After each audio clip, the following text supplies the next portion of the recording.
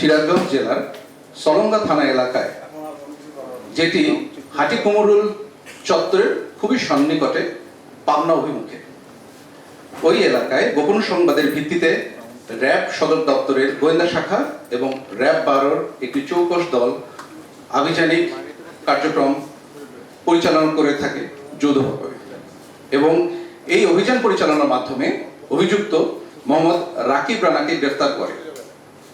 এই সময় তার কাছ থেকে 4টি লং রাইফেল, 5টি একনলা বন্দুক, ম্যাগজিন সহ 2টি 12 বোর শটগান, 2টি খালি ম্যাগজিন সহ একটি পিস্তল এবং সর্বমোট 12টি আগ্নেয়াস্ত্র এবং বিভিন্ন প্রকার অ্যামুনিশন মিলিয়ে মোট 897টি অ্যামুনিশন উদ্ধার করা হয়। গ্রেফতারকৃত রাকিবের দেওয়া তথ্যের ভিত্তিতে রাজধানীর আদাবর থানাধীন শেকেটেক এলাকা হতে মোহাম্মদ আলমগীর হোসেন ওরফে শুটার আলমগীরকে একটি প্রাইভেট কার সহ গ্রেফতার করা হয়।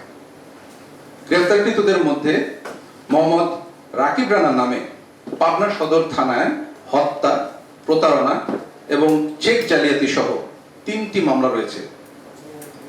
অপর গ্রেফতারকৃত মোহাম্মদ আলমগীর হোসেনের বিরুদ্ধে পাবনা সদর থানায় অস্ত্র এবং হত্যা মামলা সহ 7টি মামলা রয়েছে। গ্রেফতারকৃত ব্যক্তিদের বিরুদ্ধে আইনাধিক ব্যবস্থা প্রক্রিয়াধীন।